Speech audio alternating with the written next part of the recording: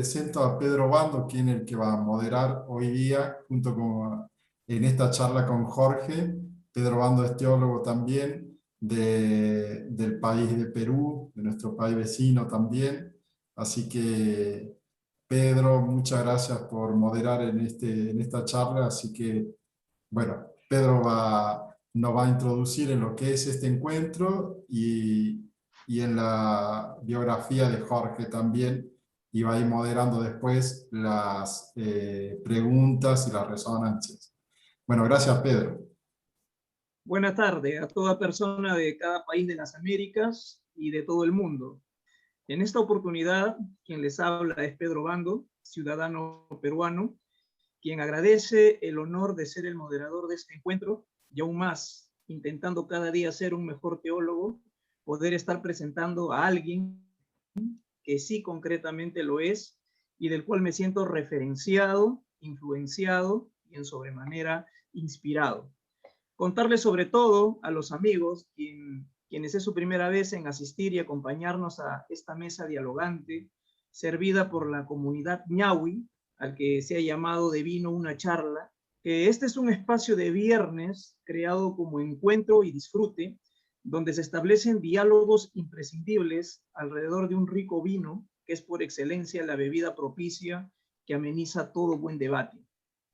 De vino una charla empezó siendo una iniciativa por parte de un grupo de personas e intelectuales de diferentes ciencias, materias y saberes de distintos lugares de la Argentina, que en un corto tiempo se ha venido consolidando como un importante programa referencial gracias a la diversidad y al tratamiento tan prolijo de temas de gran envergadura, y todo esto gracias a la presencia de destacados invitados como es el que tenemos hoy, como también a la importante anuencia y participación de ciudadanos de países vecinos, como quien les habla, y como muchos que con no solo nuestra asistencia, sino que con nuestra presencia y participación, respaldamos este ámbito hoy por hoy, visto como una gesta histórica y revolucionariamente mediática, que ya está dando no solo que hablar, sino que admirar y que aprender.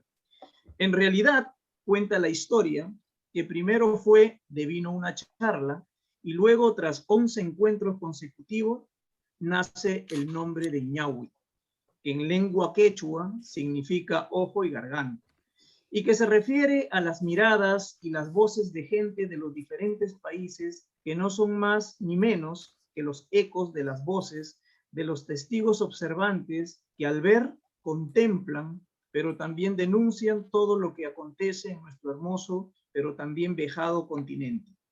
Así que, amigos que por primera vez asisten a esta valiosa gesta, desde ya reciban una calurosa bienvenida por parte de toda esta linda y fraterna familia al que nos gustaría que puedan integrarse.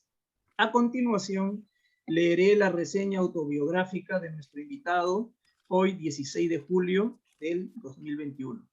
Jorge Costadoat, jesuita nacido en la República de Chile, se recibió en 1993 como doctor en teología por la Pontificia Universidad Gregoriana de Roma, en Italia. Ha sido profesor de Trinidad y Cristología y de Teología Latinoamericana de la Pontificia Universidad Católica de Chile. En la mencionada universidad se ha desempeñado como director de la carrera de licenciatura en Teología entre los años 2010 al 2012 y director del Centro Teológico Manuel Larraín entre el 2004 al 2016, en el que se ha desarrollado significativas labores con su participación en el campo de la investigación. Ha sido coordinador de la Comisión Teológica de la Compañía de Jesús en América Latina en 2 periodos, del 2000 al 2004. Sus publicaciones se cuentan sendos libros como Trazos de Cristo en América Latina, Ensayos Teológicos, Cristianismo en Construcción, Cristianismo en Tempestad, Fe, Coraje y Esperanza, Francisco, un Papa que mira lejos, Ideas para la Universidad, junto a Juan Manuel Garrido en el año 2018, Jesús antes y después de Cristo, entre otros libros más. Pero quiero mencionar en especial un librito artefacto muy curioso llamado el Oráculo Cristosófico, que sin lugar a dudas abordarla abarcaría ya toda una charla completa. Y así decenas y decenas de artículos de investigación teológica publicadas en las mejores revistas que no solo tratan temas afines con el acontecer espiritual de Latinoamérica, sino también de índole científica, y que tenemos la dicha y el placer de poder descargarlo gratuitamente a través de la internet y así poder instruirnos de la erudición de este gran maestro que hoy nos acompaña y que promete dar una magistral cátedra. Dentro de su fecunda actividad docente, ha sido profesor de Trinidad y Cristología, profesor de Cristología Latinoamericana, profesor de Teología de los Signos de los Tiempos, profesor de Teología Latinoamericana en el 2014, entre otros cargos y títulos más. Les comento que posteriormente al discurso abriremos juntamente con Claudio un espacio para la infaltable resonancia a través del diálogo, las preguntas o los comentarios correspondientes que deseen establecer a propósito de esta charla que hemos titulado El Cristo del Postconcilio en América Latina. En fin, Padre Jorge, bienvenido y enhorabuena a este espacio de la comunidad ñahui llamado de vino, una charla, quien es realmente, estamos desde ya complacidos gratamente no solo de poder tenerlo, sino sobre todo de poder disfrutar de sus saberes y sabores a lo ñahui, es decir, viéndolo y escuchándolo. Pa'lante, Padre, somos ojos y oídos, a su vez y a su voz. Después de esta tremenda presentación, no sé qué decir.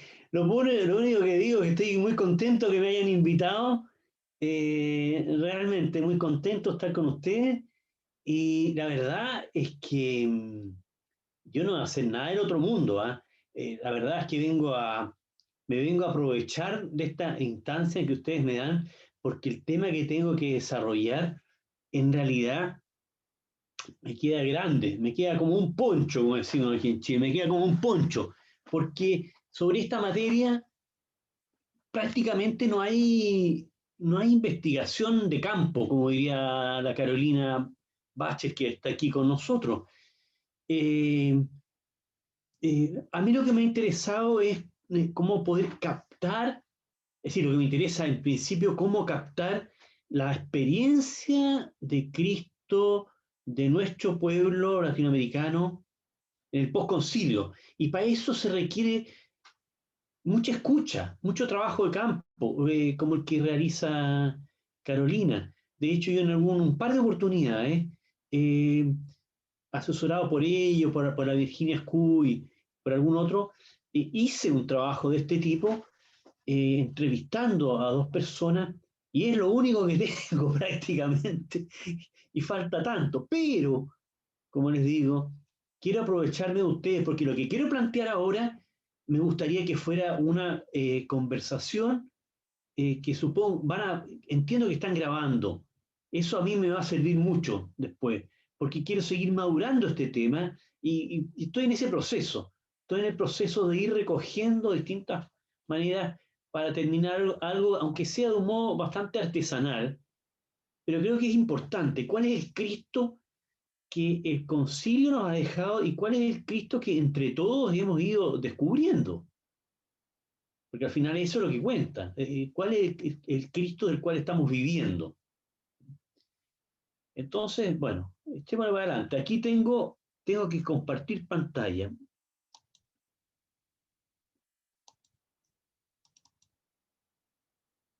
Ahí lo ven, ¿verdad? Ahí está, ya, perfecto. Entonces, esta es mi intención. Cristo en la vida de la iglesia postconciliar. Ideas e impresiones.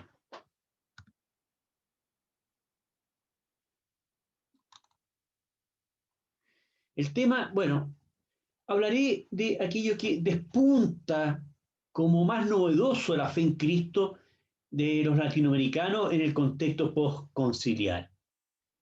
La perspectiva mía es limitada, es el Cristo que yo percibo en Chile.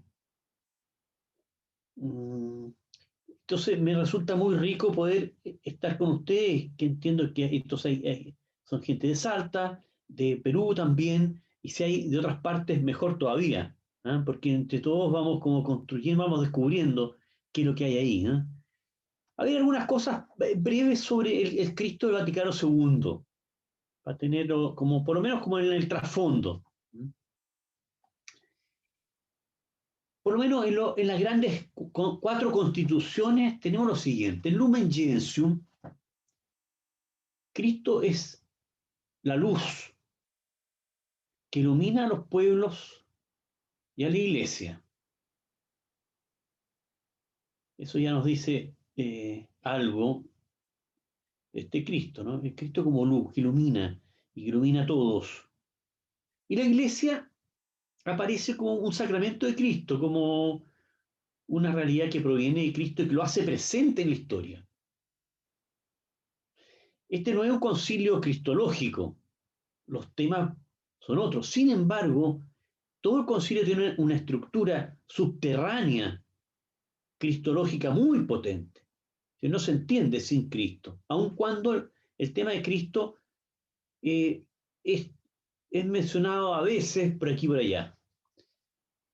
En Sacramentum Concilium, el documento sobre la liturgia, tenemos que Cristo está presente de un modo oculto pero real en la liturgia. La presencia es un tema poderoso. Cristo es el sumo sacerdote presente en los presbíteros ofreciendo el sacrificio eucarístico. Esa es otra noción, ¿eh? Está presente en la liturgia y está presente en el sacerdote que, que celebra, ¿no? En este aspecto, este documento arrastra algo que viene en el preconcilio con mucha fuerza. En el preconcilio, me toca hacer un estudio sobre el tratado de Verbo Encarnato. Las cristologías desembocan en el concepto de Cristo sumo y eterno sacerdote. Llama mucho la atención. Esto todavía está presente en el concilio, pero hay otras imágenes de Cristo que tienden a predominar. En el documento Gaudium et Spes sobre la iglesia en el mundo de hoy, tenemos que el Cristo es un Cristo que quiere entrar en relación con el ser humano. Mediante la iglesia, llevar a la plenitud a la humanidad. El Espíritu hace la obra de Cristo en el mundo y en los cristianos. Y aparece aquí una de las notas más características del concilio, Jesucristo como único mediador de la salvación universal. Es impresionante esto en el Vaticano II, esta visión amplísima que se quiere tener de Cristo como aquel que a través del Espíritu alcanza a todos los pueblos de la tierra. Y la mirada de la iglesia es muy benigna hacia todas las realidades humanas. En alguna oportunidad busqué cuáles eran los textos más citados por el concilio y encontré que, si no era el más o casi, el texto de 1 Timoteo 2, 5, 6, por ahí, que dice que Dios quiere que todos los hombres se salven y lleguen al conocimiento de la verdad. Y todo esto mediante Jesucristo. Entonces es una mirada amorosa del concilio hacia toda la humanidad. En Dei Verbum, Cristo es la palabra de Dios. Jesucristo es sujeto y objeto de la revelación. Jesucristo es la plenitud de la revelación y de la salvación. A mi impresión, esto es discutido, no sé si es discutido, pero discutible, que el influjo de Dei Verbum en la iglesia latinoamericana debe ser de lo más fuerte. La presencia de la palabra, de la evangelización mediante la palabra, es de las cosas más impresionantes que yo creo que han podido ocurrir en América Latina. Pensemos que nuestro continente seguramente aprendió a leer y escribir en el siglo XX. Y a mediados de este siglo, por los años 60, entonces vamos a encontrar que gente a veces muy humilde tiene la Biblia en sus manos. Tal vez nunca ha tenido un libro que haya podido leer propiamente, y que el primer libro sea la Biblia es muy significativo, ¿no? Porque de los evangelios, porque ha podido conocer a Jesús por los evangelios. Bien, entonces, ahora paso al tema de fondo que quiero conversar con ustedes. Cristo en la vida de la iglesia. Estas son, como digo, son impresiones mías, son percepciones. Las he conversado aquí y allá, he leído cosas durante estos años, pero lo que es lo que yo pongo ahora para la conversación que vamos a tener, ¿eh?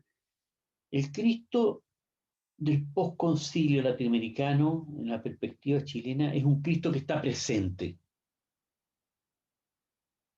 Presente en las comunidades y en la liturgia. Ustedes habrán escuchado varias veces esto que se dice en nuestras propias comunidades, es decir, se recuerda tanto ese texto, donde dos o más se reúnen en mi nombre, allí yo estoy en medio de ellos. Esa presencia, esa expresión es muy querida de nuestras comunidades. Este Cristo es un acompañante cercano de las personas, está ahí, está con las personas, siempre está, las acompaña. Es real en los sufrimientos de las personas y de las víctimas, ahí se hace real, ahí lo percibimos, ahí lo tocamos. Una persona que sufre es Cristo que sufre, es el Cristo que se nos aparece en los rostros de los pobres. Recuerden Puebla, que enumera una serie de rostros que representan a Cristo.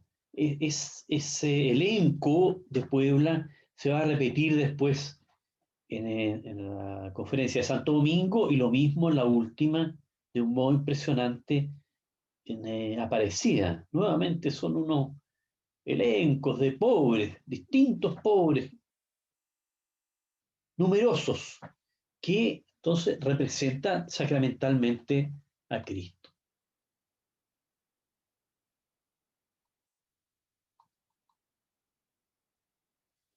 El Cristo, entonces, además, es un Cristo atento a las necesidades humanas y liberador.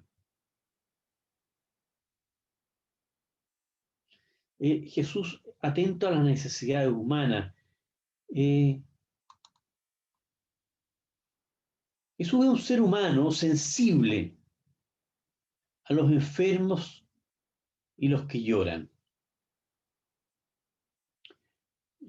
Paréntesis, hace poco estoy haciendo un trabajo en el cual encontré una herejía muy interesante, una herejía a la cual los cristólogos no le han dado ninguna importancia y considero que tiene máxima importancia.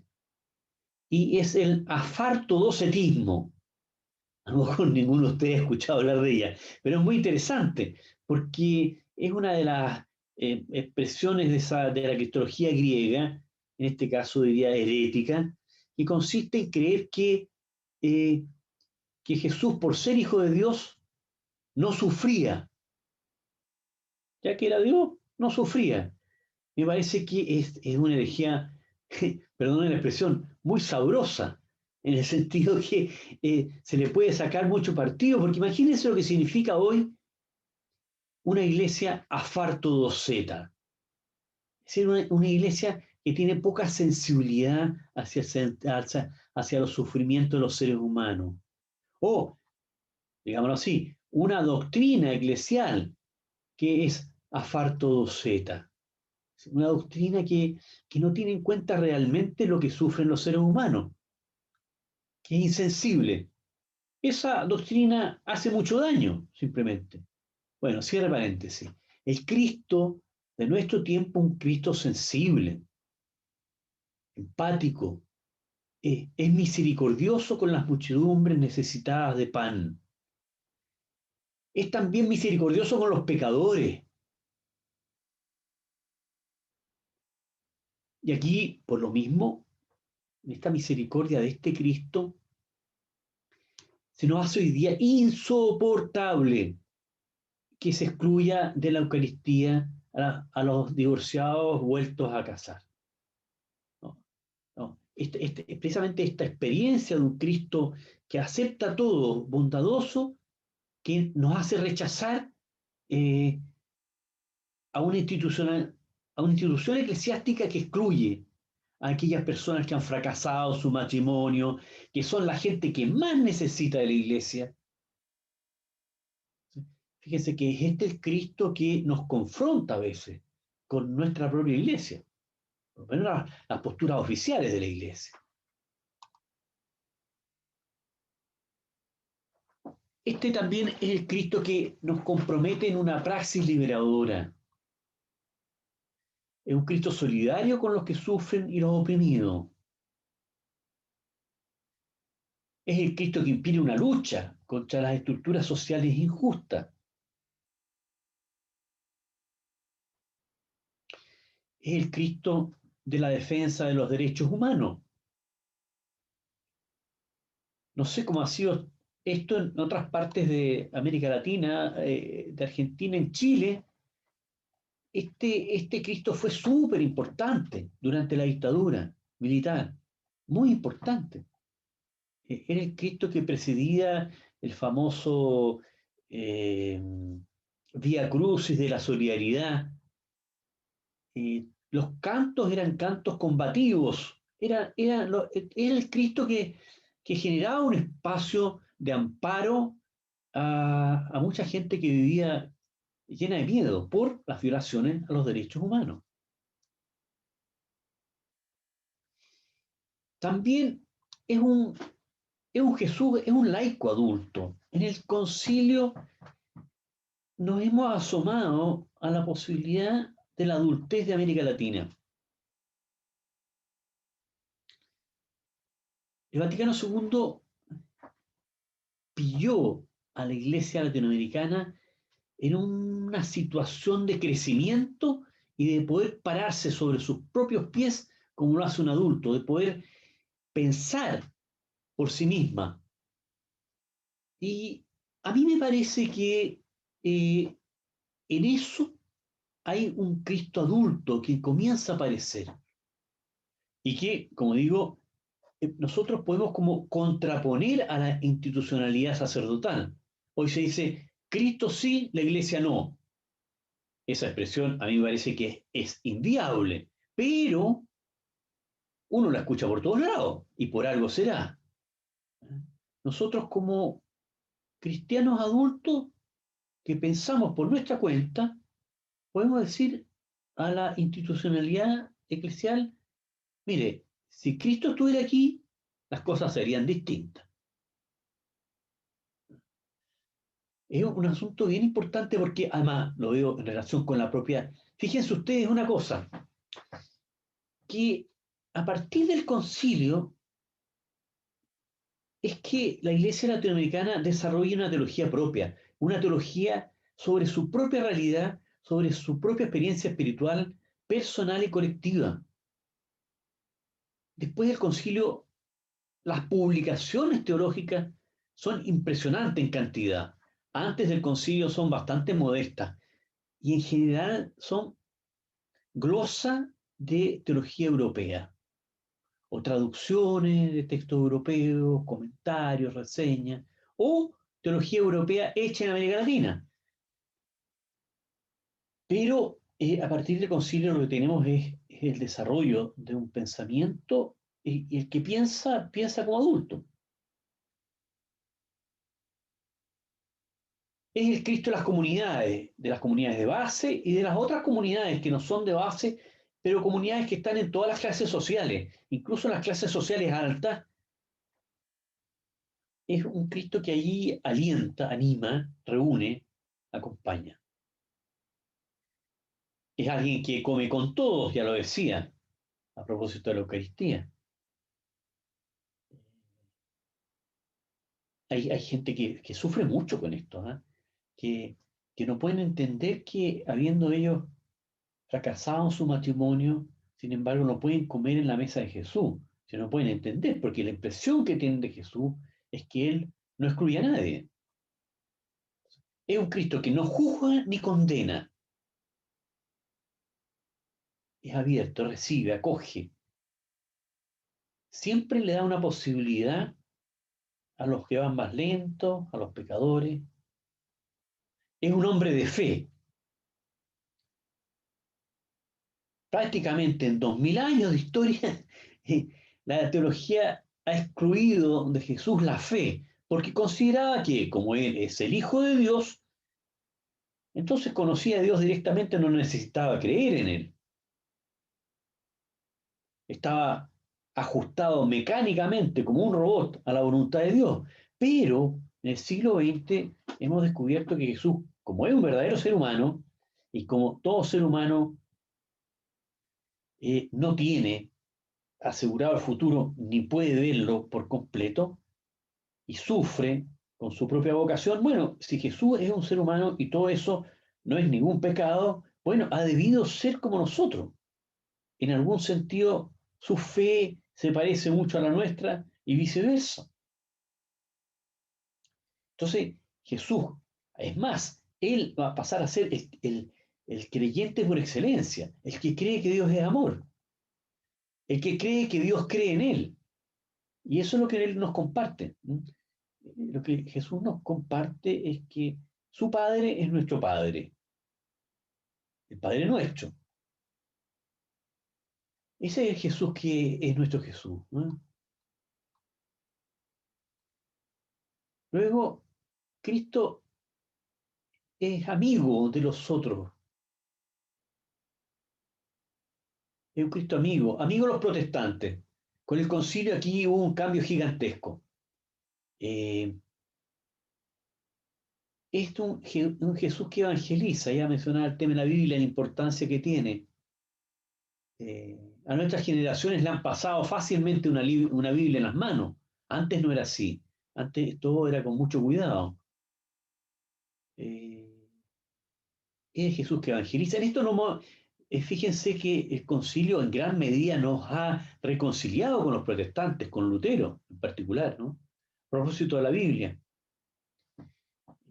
Después de Lutero, la Iglesia Católica quedó traumada con la Biblia, con el acceso libre a la Biblia, quedó traumada. La Biblia, poco menos que fue un libro a guardar entre los libros prohibidos.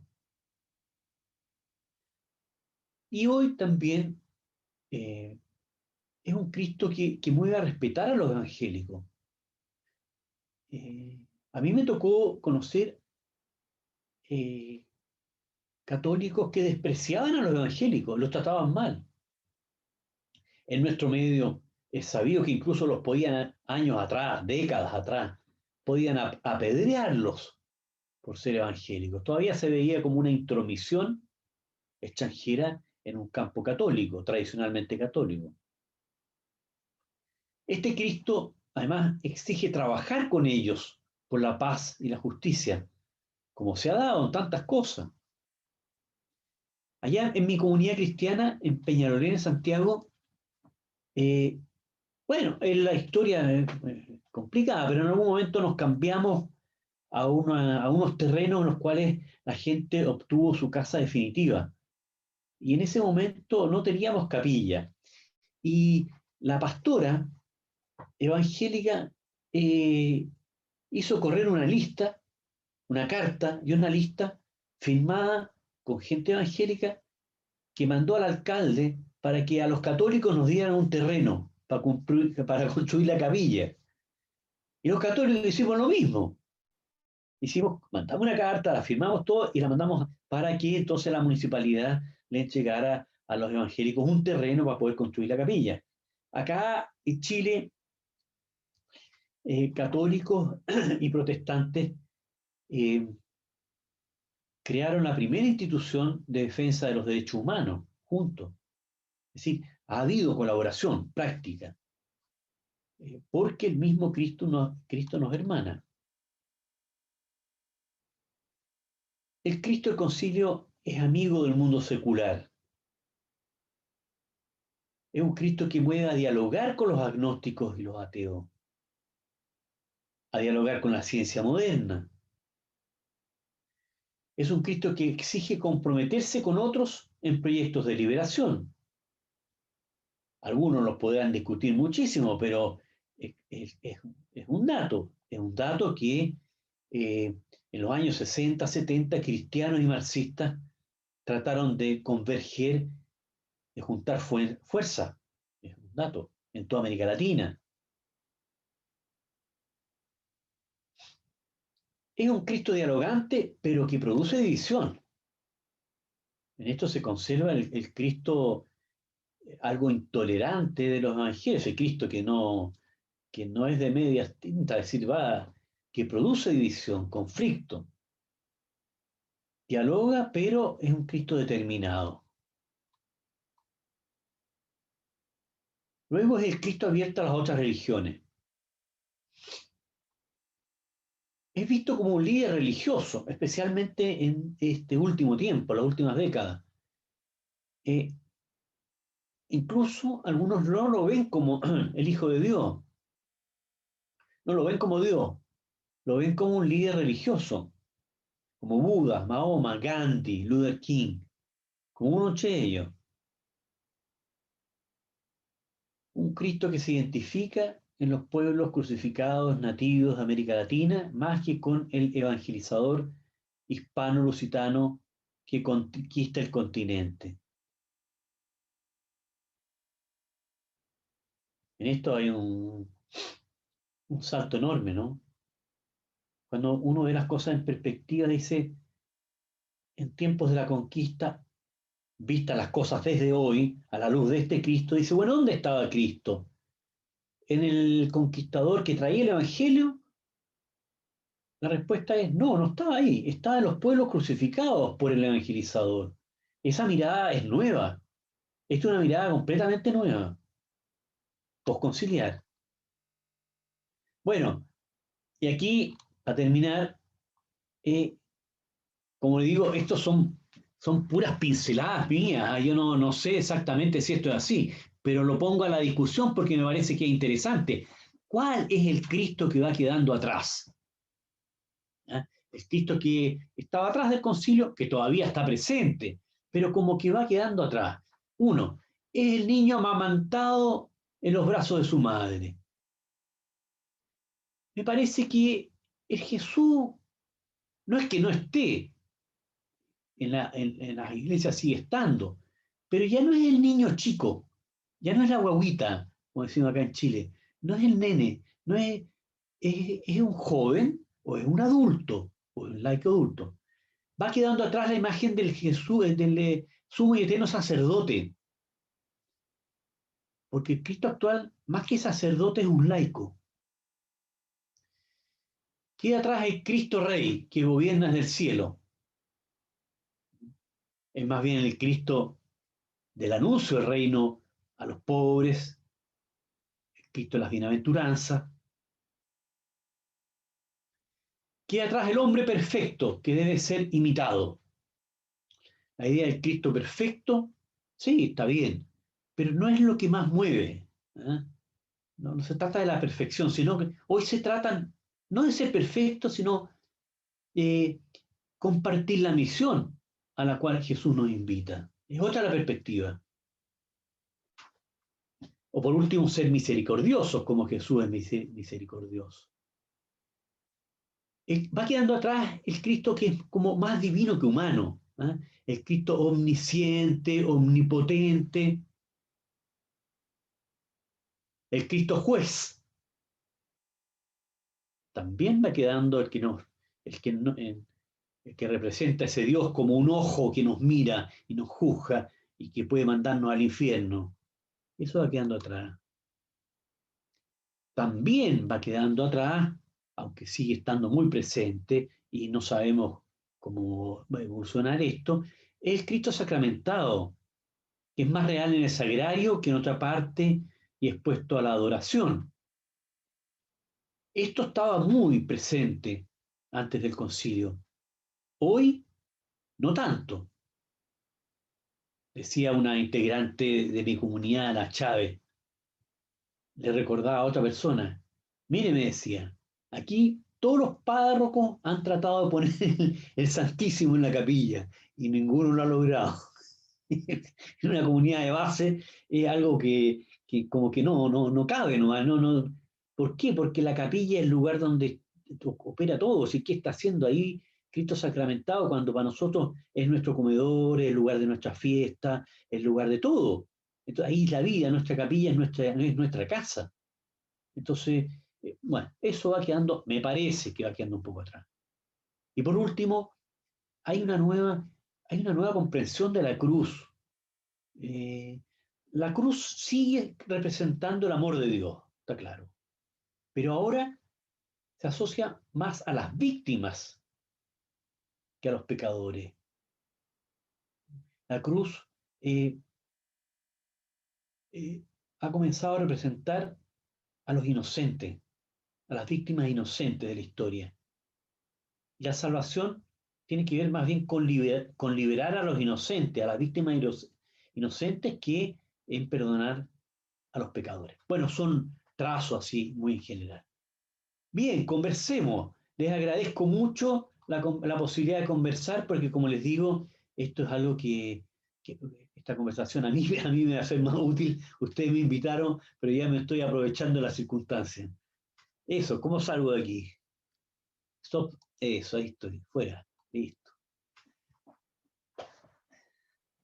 ¿Alguien puede dar la palabra? Yo mismo. Si ustedes levantan la mano,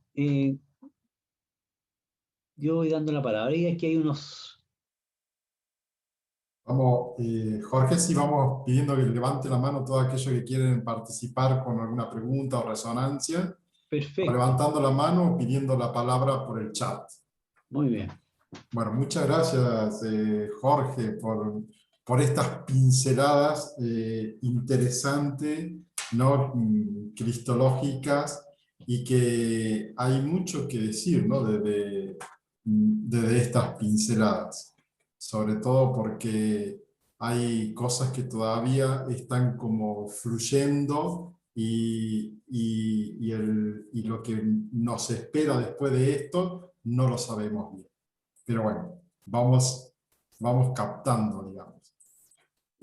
Jorge levantó la mano Pablo. Pablo, te damos la palabra. Muy bien, muchas gracias. Muy bien, gracias Jorge, un gusto saludarte, escucharte y bueno, a medida que iba desarrollando el tema, entendí más un poco la precaución inicial que comentaste, ¿no? El tema de la necesidad de trabajo de campo, porque realmente uno escucha eso y con algunas ideas uno podría decir, bueno, en el ambiente eclesial en que me muevo o que conozco se da, pero esto no, o aquello se da menos, o esto no se da nada. Entonces uno como que realmente querría indagar y saber con mayor certeza, mayor precisión. Entonces por ahí, en algún sentido, me daba como la impresión de que algunos de los aportes estaban seguramente cerca de la teología y de la pastoral, ¿no? No solamente de un solo lado. Pero me preguntaba por qué indicadores utilizar, ¿no? O sea, ¿dónde mirar? ¿Dónde mirar para ver qué Cristo es el que está presente y en qué ambientes, ¿no? Y se me venía a la cabeza decir, bueno, las publicaciones religiosas, por ejemplo, la formación en los seminarios, si alguien pudiera hacer un trabajo de campo de ver homilías, los movimientos religiosos, ¿no? O sea, qué movimientos que tienen movimientos de parroquias que llaman a más gente, tienen qué imagen, ¿no es cierto? Versus otros. En fin, como que me parece que es un campo muy amplio, pero que realmente para poder hincar el diente en la realidad uno debería decir, bueno, ¿en qué contexto lo quiero estudiar, lo quiero conocer? Y bueno, y empezar a probar metodologías, acercamientos y demás. Me generaba ese tipo de inquietud y de resonancia, ¿no?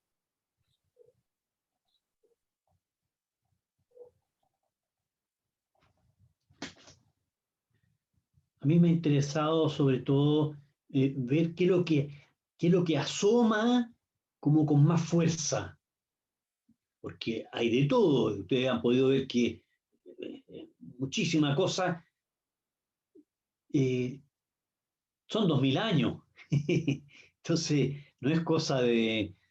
Hay mucha imagen que está en juego, pero de repente asoman aspectos nuevos con una fuerza especial.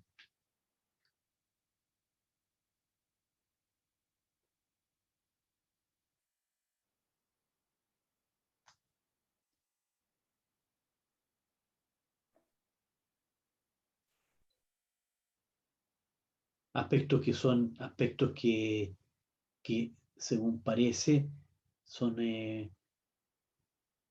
los conocemos por obra del Espíritu de Cristo, el que está vivo en los tiempos, revelándonos eh, quién es Jesús, qué es lo que quiere, qué quiere Dios de nosotros, qué quiere Dios de la iglesia. A modo de paréntesis, yo estas investigaciones que hice con dos personas del mundo popular, las dos conocidas mías, fueron muy interesantes porque, bueno, les hice 4 entrevistas, les pasé el texto, los conversé con ellas. Me interesaba precisamente el Cristo, este Cristo, del concilio, pero vi que había cosas muy similares, pero había cosas muy originales, porque las vidas son originales. Y de ahí extraje algunas categorías que después yo mismo he usado en mi lenguaje pastoral con la gente, porque veo que son pertinentes. Por ejemplo, la categoría del estar. ¿Eh? En la vida de alguna persona, el estar es algo como muy de Cristo hoy. Cachito Escanone diría lo mismo, pero bueno, Cachito Escanone ahora está con el Padre Eterno, así que desde allá nos bendice.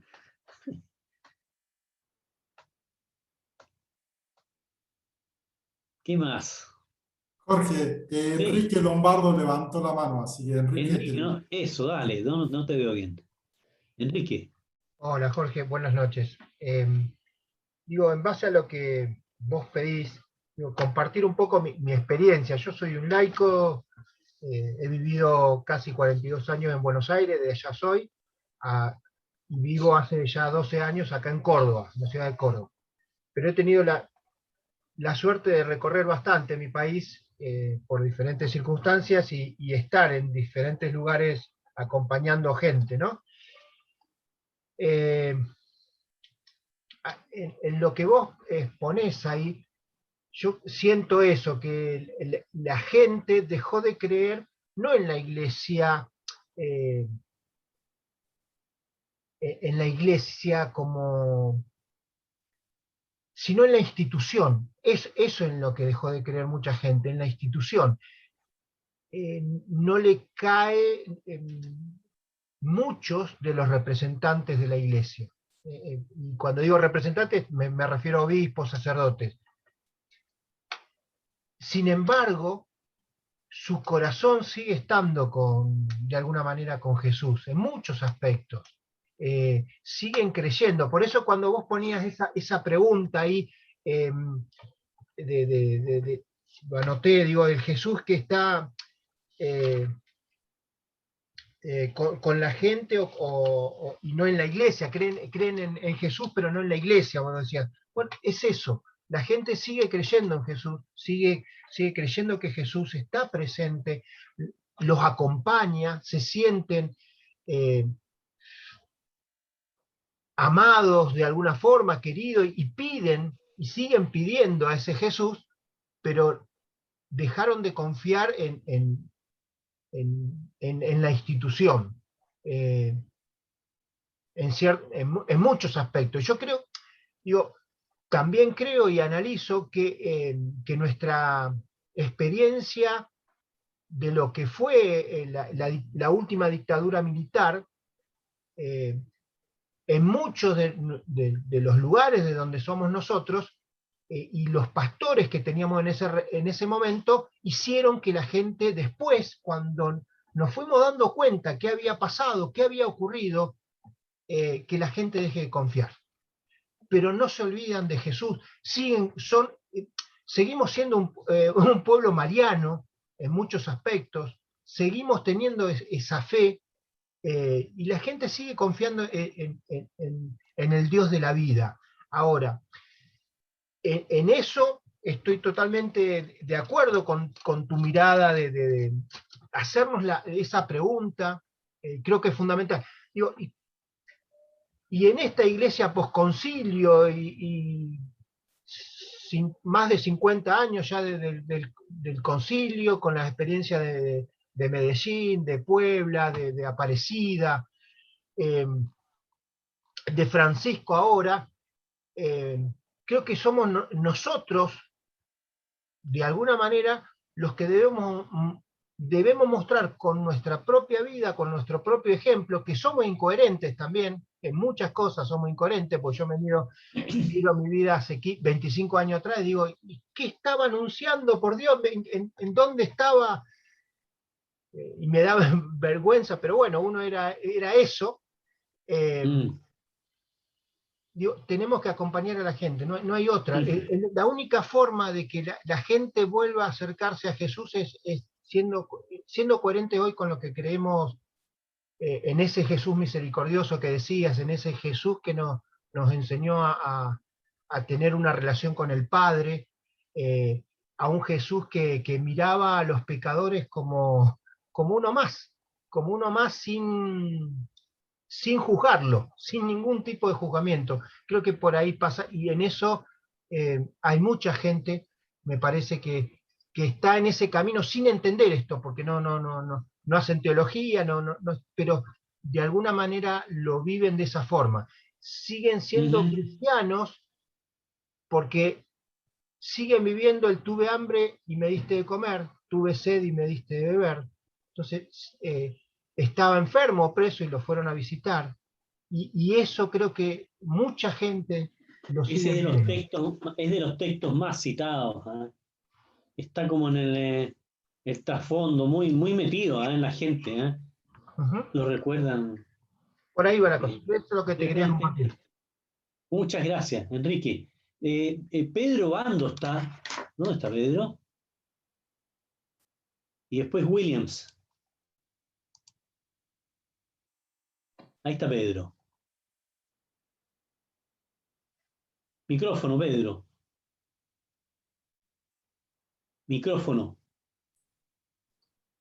Pedro está muteado. Ahí está. Padre Jorge, gracias porque simplifico esta cátedra precisamente como el mensaje de Jesús, tan simple pero a su vez tan profundo. Y ya nos tocaba, creo, resaltar estos puntos importantes dentro de la teología, que en estos tiempos lamentablemente están quedando rezagados, ¿no? Y bueno, de eso se trata un poco mi comentario, como la pregunta que le voy a establecer. Padre Jorge, lo sigo desde mi tiempo de seminarista y me alegro mucho saber que sigue fiel usted a su línea teológica. Y por eso me atrevo a preguntarle, ¿qué podemos hacer nosotros como iglesia, como congregación, como laico, ¿no? Con esta corriente también llamada teológica de la prosperidad? Que en estos tiempos de la prosperidad, que en estos tiempos presentan a un Cristo, ¿no?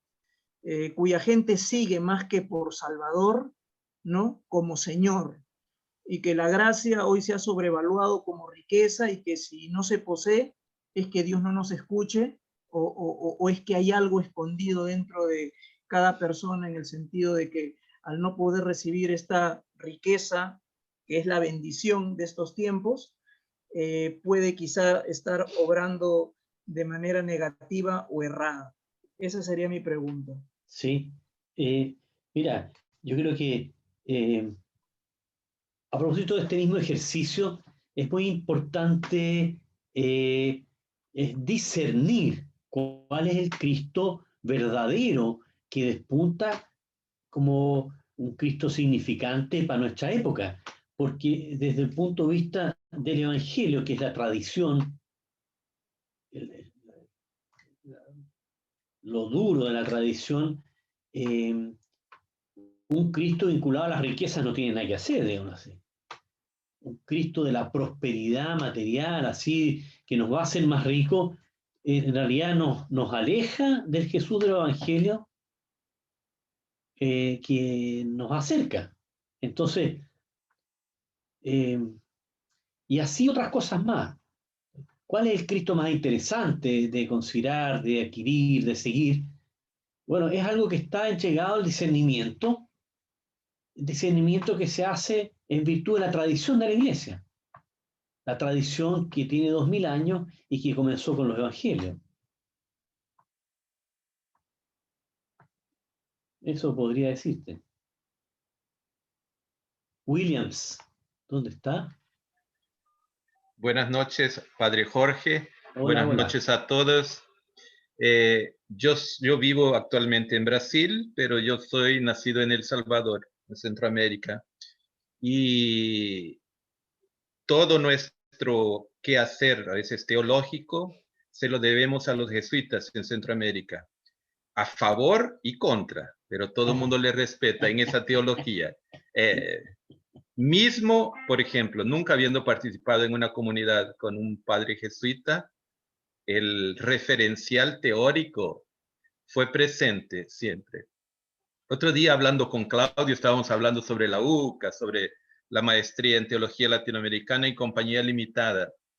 Pero una cosa que me recuerda es que ellos abrieron horizontes y me recordaba, por ejemplo, el padre Rutilio Grande, cuando va a su parroquia, pero había una dimensión religiosa muy conservadora, muy tradicionalista.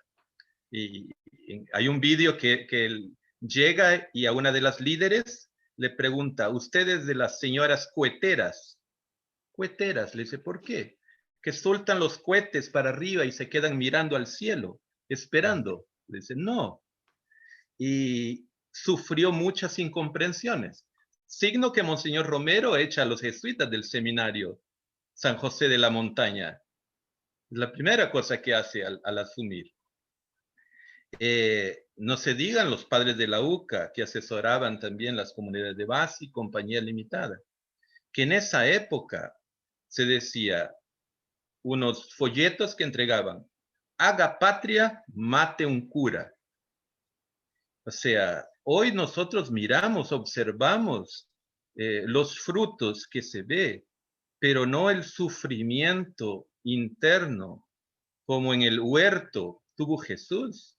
Muchas personas con esta teología sufrieron persecución, sufrieron calumnia, y por ahí va mi pregunta. Dentro de esa perspectiva de esta teología, a partir de Chile, de su experiencia, ¿cómo fue ese impacto o continúa siendo el impacto de trabajar en la universidad o en el ambiente académico, esta teología, en el ambiente pastoral, las incomprensiones, los choques, porque, ¿cómo se llama? A veces nosotros sentimos en el discurso es coherente, es todo, pero también eso nosotros enfrentamos esas incomprensiones. ¿Cómo es su experiencia a partir de esa coherencia? Ah, estuve como 10 años en la garra de la Inquisición. Ay, que no sé qué decirte en realidad. Hay tanta cosa. Es difícil, es difícil. La teología, vuelvo a lo anterior, es decir, América Latina ha tenido una teología propia desde hace 60 años a esta parte. Antes, no quiero despreciar lo que haya habido antes, digamos así, pero una teología que ha querido, con la cual una iglesia ha querido pensar su experiencia de Dios y lo que Dios le está pidiendo en la actualidad, esa teología es de nuestros tiempos y es una señal de una iglesia que quiere ser adulta, una iglesia que es tratada como niña, pero que quiere ser adulta. Entonces, hay un conflicto ahí real con la iglesia romana, que no solamente tiene conflictos con nosotros, Europa lo mismo. El concilio es uno de los concilios más grandes en la historia de la iglesia. Es tremendamente novedoso. Una tradición que tiene 2000 años no avanza fácilmente. El repliegue es muy comprensible y ese repliegue ha sido muy duro para muchos. No nos quieren soltar. Y eso ha significado castigos a teólogos, a teólogas, censura aquí y allá, amedrentamiento. Es muy riesgoso decir lo que uno realmente piensa en las facultades de teología, centros teológicos, especialmente en algunos campos. El campo de la moral, del dogma, especialmente. Antes, años atrás, pudo haber sido la Biblia, ya hace mucho rato que no. Entonces, y la teología de la liberación es rupturista, porque además hay alianzas ideológicas de los sectores católicos conservadores con los sectores sociales, económicos, políticos conservadores. Entonces, y los progresistas están al otro lado. Estamos en un trabajo de investigación con Ricardo Mauti. Ustedes tal vez lo conocen, argentino. Hemos conversado mucho de cómo en América Latina, en los seminarios, la teología de la liberación en muchas partes no ha podido entrar, es decir, es totalmente censurada. Y así en otras partes.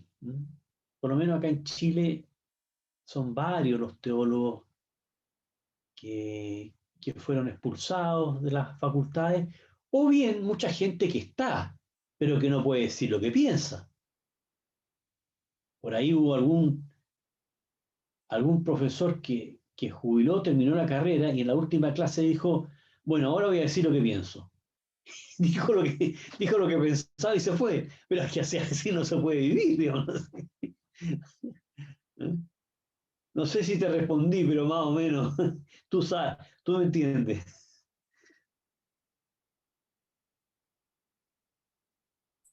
Muy bueno, Jorge, muy bueno. Le damos la palabra a Henry, Jorge. Muy bien. Muchas gracias, Padre Jorge, y también muchas gracias a la comunidad ñahui que siempre nos da la posibilidad y abre su ventana para conocer a personas tan renombradas como usted.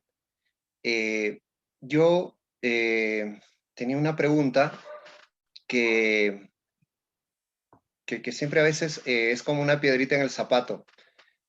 Yo de hecho que admiro y quiero también bastante a Gustavo Gutiérrez acá en el Perú y veo que él tiene la verdad, creo yo, ahora. Y claro, junto a tantos grandes teólogos que hemos tenido al inicio de la teología de la liberación.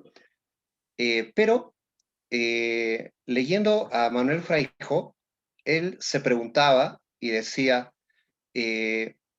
Feuerbach dijo, el hombre crea a Dios a su imagen y semejanza. ¿No será que los teólogos de la liberación frente a la pobreza, la miseria, hayan creado a un Dios liberador, a un Dios compasivo, justamente porque están viviendo ello? ¿no? Y pues entonces yo trataba de responderme y decía, pues vamos al Jesús histórico. Y ahí tendremos que encontrar la certidumbre. Y a mí me parece que el que ahora actualmente más apoya estas ideas del Dios compasivo y del Dios liberador es José Antonio Pagola. Y decía, ahí está el sustento histórico, de que Jesús sí fue un hombre compasivo, pero luego llegó a Antonio Piñero y dice, no, hay otras imágenes de Jesús, no hay una coincidencia de que podamos afirmar de que todas las afirmaciones de Pagola son históricamente comprobadas. Entonces, mi pregunta es, ¿dónde buscar un sustento más científico de nuestras propuestas liberadoras sobre Jesús? Esa sería mi pregunta. Mira, este es un tema súper importante, muy discutido desde que comenzó la crítica histórica con Ray Marus en adelante, cuando empiezan a aplicarse los criterios de búsqueda histórica modernos a los evangelios, es posible entonces descubrir que las diferencias que había y que muchas de las cosas que ahí aparecían como de Jesús en realidad eran afirmaciones de las primeras comunidades de los distintos evangelistas, que explican a veces las diferencias. Entonces, ahí desde entonces, surgieron dos tendencias. Uno que decían, bueno, vamos a buscar al Jesús que pudo ser y que está recubierto de todas las creencias y mitos de la iglesia. Saquémosle todos los mitos y vamos a buscar al Jesús verdadero. Los otros dijeron, mira, no, lo fundamental no es el Jesús que pudo haber sido, sino el Jesús en el cual la iglesia creyó. Hoy por hoy, ambas perspectivas tienen que ser complementarias. Nadie, y es imposible recuperar al Jesús terreno, porque como muchos antepasados nuestros, nunca vamos a poder tener un contacto con ellos de nuevo. Se nos fueron en la historia. ¿Qué es lo que tenemos de ellos? Lo que nos contaron de ellos. Lo que se nos contó de ellos era un contar creyente. Y ese contar creyente tiene 2000 años y continúa con nosotros. Entonces, lo importante aquí es que lo que nosotros le vamos a contar a Jesús, a las siguientes generaciones de quién fue Jesús. No solamente por aquello que pareció ser lo más histórico, sino lo fundamental es ese Jesús que a nosotros nos hizo vivir de un modo mejor, un modo espiritual. Eso es lo que nosotros tenemos que compartir. Ese es el desafío de la evangelización. No transmitir algo intacto, sino algo que ha dado vida a nosotros y a la iglesia por 2000 años. Y que esperamos que las siguientes generaciones tomen como sea en virtud del Espíritu Santo y vivan de ese Cristo. Entonces estamos en un círculo hermenéutico que tiene 2000 años. Esa es la tradición de la iglesia. El tradicionalismo te dice, esto siempre ha sido así, y trata de transmitirlo tal cual a lo largo de los años. Pero es falso, porque la verdad es que la historia de la iglesia es mucho más compleja y más rica, y siempre tiene que estar abierta a nuevas interpretaciones. El Espíritu no se cansa de hacer que el Cristo siga dando vida, que nos siga humanizando. En eso estamos. Entonces, es muy importante tratar de buscar con la crítica histórica quién fue ese Jesús, porque Dios ha encarnado en la historia real, pero no podemos entregarle a la ciencia duras, digamos así, que nos digan quién fue el Cristo en el cual tenemos que creer. Es el Cristo de la iglesia, por otra parte. Había alguien que tenía un comentario ahí en el chat. Déjenme ver. Sí, Jorge, Manuel había dejado un comentario ahí. Dice, yo creo que todavía hay muchos cristianos que tienen una imagen de estampita de Jesús, debido a que no se han preocupado de tener más formación que la de la catequesis sacramental. Esto lo comentaba Manuel de Uruguay. Sí. Sí, yo en eso, mira, tenemos que ser respetuosos de la fe de las personas en general, porque estamos todos en camino y nadie tiene la visión absoluta, nadie puede pretender tenerla. En el trabajo que hice en esa investigación, descubrí especialmente en una de las mujeres, en Hilda, algo bien notable.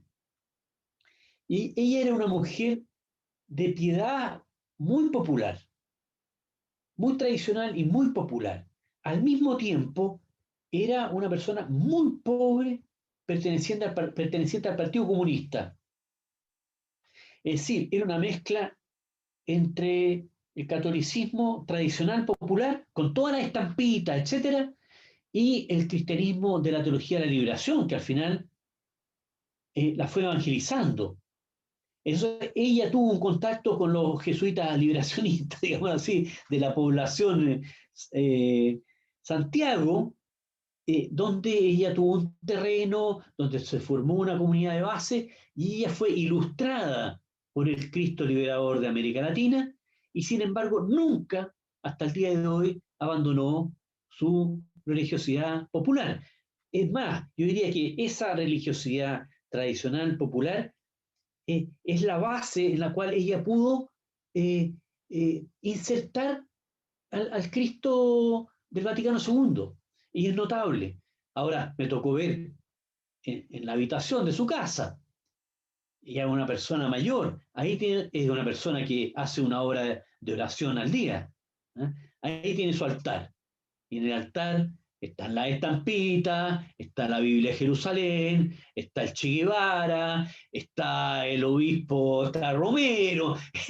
Es una síntesis, un sincretismo maravilloso. Entonces, lo que en esto es peligroso es la iconoclastia. Una pretensión teológica purista que pretende sacar de la gente un Cristo para meter a otro, eso es fatal. Esa es una violencia inadmisible. Es una violencia de izquierda, uno podría decirlo, ilustrada de izquierda. Así como, por el otro lado, todos tenemos un tradicionalismo que no llega a ninguna parte. ¿Vieron hoy día las cartas del Papa, no? Acerca de la liturgia. Bueno, no vamos a echar en ese tema, pero no dejen de verla, yo tengo que leerla. Simplemente vi lo que apareció en la religión digital, digamos así. Hay un modo de celebrar la liturgia que ha sido reintroducido hace poco y está generando una división insoportable en las comunidades, en las diócesis, ¿no? Entonces, el tradicionalismo tiene sus pecados y el progresismo tiene los suyos.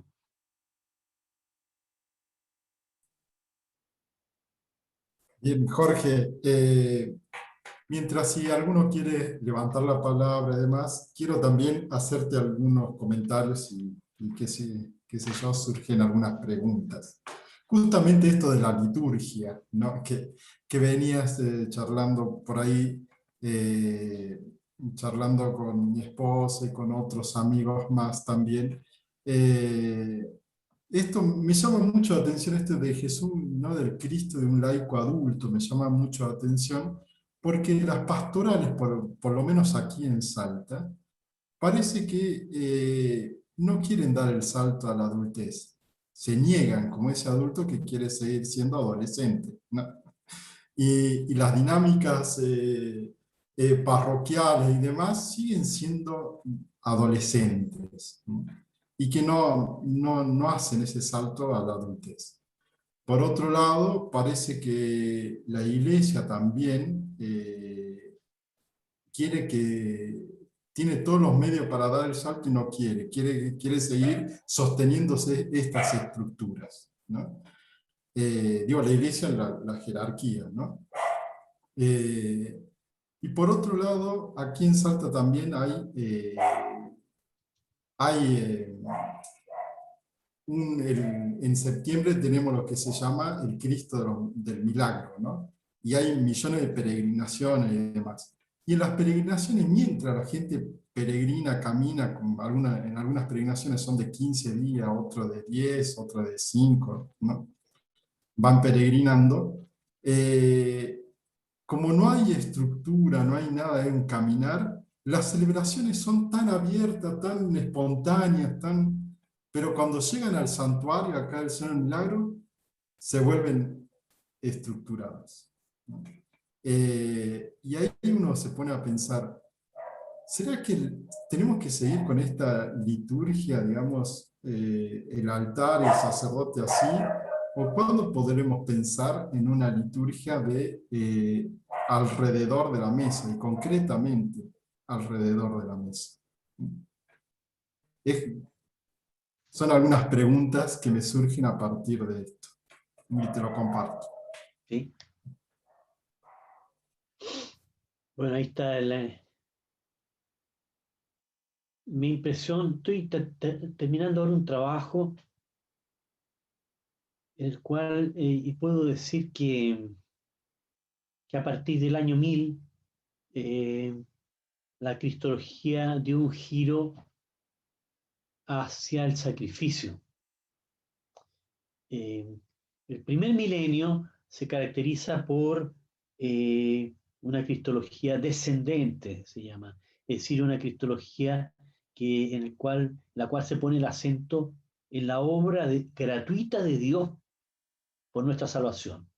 Es la cristología del Hijo de Dios que nos hace hijos e hijas de Dios, como un acto totalmente gratuito de Dios Padre. Y en el siglo XI en adelante, la cristología latina va a poner énfasis en lo que el hombre Jesús hace por nuestra salvación. Y lo que hace es ir a la muerte por nuestros pecados. En suma, en resumen. Bueno, nosotros hemos vivido especialmente bajo el influjo de estas dos versiones. Una es que este Cristo es un Cristo a veces más divino que humano, y por otra parte, que va a la cruz y que es representado especialmente por los sacerdotes. El sacerdote ofrece el sacrificio en el ara de los sacrificios. Entonces, esa versión sacerdotal es la versión que el concilio está dejando atrás, pero permanece siendo muy fuerte.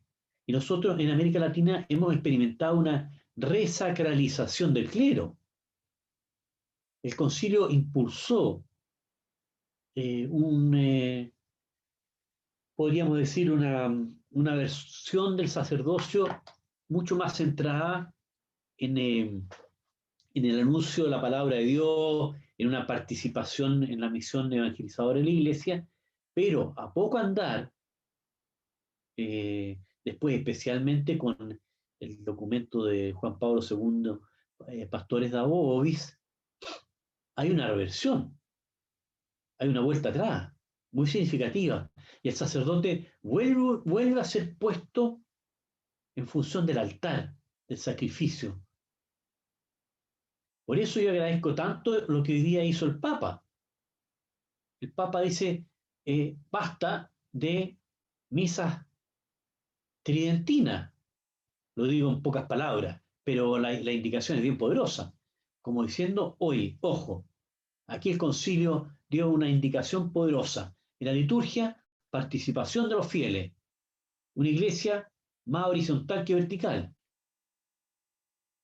Vamos a ver qué pasa, porque los sectores conservadores poderosos, bueno, aquí en América Latina eso es distinto, pero en Europa son muchas las comunidades que han vuelto al rito de Pío V.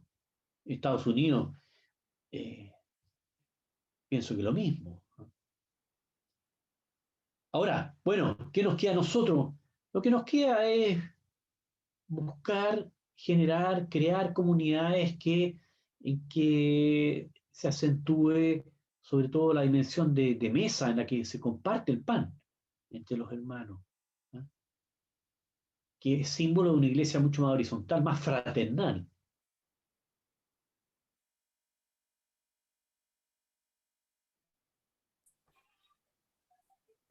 Gracias, Jorge, gracias. Gracias, Otros realmente. comentarios libres que Sí. surgen. Hermoso realmente esto, ¿no? La mesa de compartir el pan.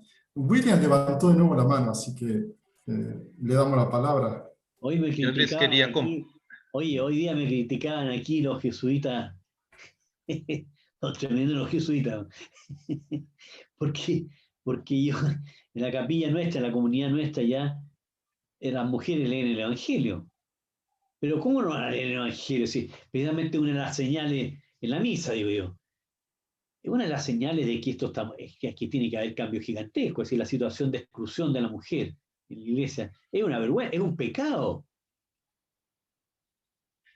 Es un pecado. Esto no puede seguir, digámoslo así. Entonces, y me dicen, bueno, es que tú no te atienes aquí a... Sí, digo yo, pero sin un poco de rebelión esto no avanza. Perdón, alguien iba a hablar. ¿William? Sí, les quería compartir una experiencia hablando de eso, de las prácticas tradicionales de la iglesia militante y de una cosa que yo pasé miedo, mucho miedo. En el año del 93, en esa época estaba en el seminario todavía, en el propedéutico, y yo acompañaba la pastoral de la tierra, era un grupo de 2.500 familias de sin tierra, y había una decisión judicial de reintegrar la tierra. Y más o menos habían unos 10.000 policías en ese operativo, y ya estábamos en la ciudad.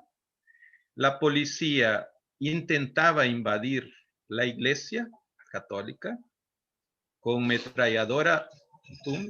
Yo ya, como dice, ya había entregado, no me mataron en El Salvador, me van a matar en Brasil.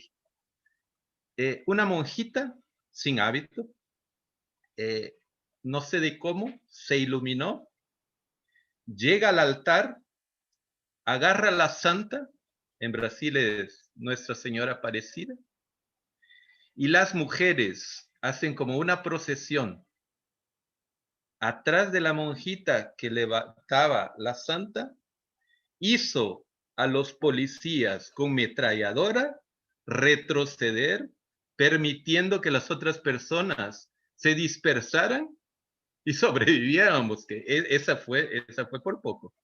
Pero cómo la cuestión de prácticas religiosas o cuestiones en el imaginario del pueblo sencillo, pueblo simple, hace la fuerza de la presencia liberadora en ese momento. Porque todo el mundo estaba así, atónito, no sabía ni qué hacer y cómo. Pues, todo el mundo está desarmado. Otra viene un contingente grande de policías. Entonces es una cosa que al analizarlo, el acontecimiento, es una mezcla de todo. ¿Eh? Práctica religiosa, teología, cristología, adelante del enfrentamiento de la realidad, del oprimido contra la situación del opresor. Es todo una cosa que siempre me marcó mucho. Gracias. Jorge, vamos entonces, le damos la palabra a Pedro, que quería decir unas palabras, y vamos también cerrando.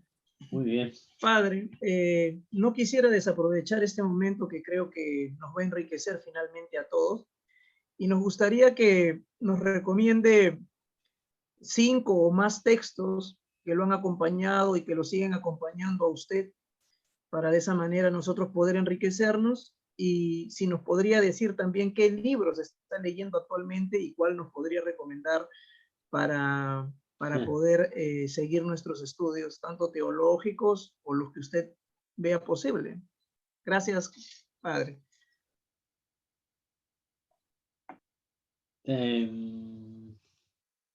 Tal vez les mande algo pensado así con detención, porque aquí esto es un desorden.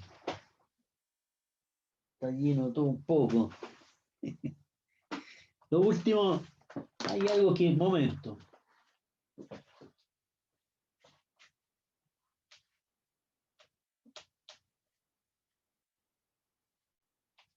Miren, me sirvió este libro. Cristo en el Concilio Vaticano II, Salvador Gil Canto. Lo compré hace poco y lo he trabajado, me sirvió mucho. Es una tesis muy interesante. Estamos sacando otros libros con la Carolina, que está aquí al lado. Carolina, hola. Vamos a sacar uno ahora dentro de poco, ¿no? Eso parece, eso parece. Sí. Ya pensé que ibas a vender la colección de Larraín, Coco. Sí, bueno, ese es el momento. Acá tienen varios, Claudio tiene. Ya, aquí tenemos otros más. Estos son del Centro Manuel Larraín. Ahí tiene, Claudio tiene varios. En el centro que trabajamos con la Carolina. ¿Eh? Qué belleza, Son distintos. ¿Ah? Qué belleza. Sí, un momento. ¿Qué más? Supongo que, bueno, oye, en cristología feminista, la cristología de las mujeres en América Latina, este trabajo que ubican ustedes a la Virginia Cuy, bueno, este Sí, es un sí. trabajo formidable, ¿eh? Este es una obra de referencia de teología feminista. Es muy útil, por lo menos a mí me resulta, cuando trabajo un tema, tengo orden de la Virginia de buscar qué es lo que dicen las mujeres sobre ese tema. Entonces, estoy obligado a revisar. ¿Ah? Y me parece que es una causa justa, así que, bueno, eso. Oye, yo me comprometo a buscar algunos títulos, algunos textos y se los mando después a Claudio para que los comparta con todos. Muchas Gracias gracias. por la invitación, una alegría. Gracias a vos, Jorge. Gracias también a Carolina que me pasó los libros del Centro Larraín. Para nosotros realmente fue una noche soñada. Tenerte con nosotros fue muy lindo, Jorge. Realmente ya de hace mucho que queríamos tenerte en este espacio, compartir, ¿no? Tu voz con nuestras voces y poder ir así charlando y a la vez ir conociéndonos. Espero que te hayas sentido bien con este espacio, Sí, muy bien. con Me esta está faltando una actividad. cosa nomás. Me está Qué faltando lindo. una cosa. Me está faltando que nos comamos una empanada salteña. Jorge, Cuando termine esta pandemia terrible. pero te venís por Salta acá con buenos vinos y buenas empanadas. Tenés que Me comí probar la una empanada salteña de... años atrás ahí en Arica. Era maravillosa. Sí, acá en Salta son más todavía. Bueno, para la Así que próxima. Jorge, te esperamos y brindamos por este encuentro, por eso es el de vino. Invitamos a todos que prendan su Matecito. pantalla y aquellos que tengan, qué lindo mate, Jorge. Matecito. Matecito. Bueno, Salud. salud Jorge, muchas gracias por este espacio, te Gracias. agradecemos. Muchas gracias Esperamos por volverte a ver por aquí. Un gusto grande. Adiós. Gracias por la invitación. Un abrazo enorme, gracias a vos, Jorge. Y te Chao, cuento, chao. Jorge, el viernes que viene estamos con un brasileño, Mira qué bien. a Vanir, y va a estar hablando con nosotros sobre la filosofía latinoamericana, la enseñanza de la ética y de la política. Todos invitados, vos también, Jorge, claro. Gracias. Un Muchas saludo a todos, gracias. muchas gracias por estar. Chao, chao, chao, chao. buenas noches, que sigan muy bien. Gracias. Sí. Buenas noches, muchas gracias. Buenas noches a todos. Gracias a vos, Henry. Lindo verte. Buenas tardes. Gracias. Claudio, Cuídense Enrique, bastante. gracias y No, buenas noches. felicitaciones por la a todos. copa. Gracias, Pedro, por moderar. Muy bueno, me gustó Marcelo. mucho. Gracias. Gracias, Marcelo, por estar también con nosotros. Bueno, muchas gracias a ustedes. No, por favor. Gracias, Pedro, por esa presentación que has hecho hoy. Muy bueno. Excelente. Gracias, Enrique Lombardo, y felicitaciones también a todos los argentinos por la copa. Merecido triunfo. Muchas Dale, gracias. campeón. Se nos dio al fin, después de 28 años. Exacto. Así que, Exacto. Bueno, bueno, chicos, muchas gracias. Un gran saludo a todos. nos estamos viendo. Dale, un abrazo. Chao, chao. Chaucito. ¿Cuándo juegan los Pumas? Nos vemos.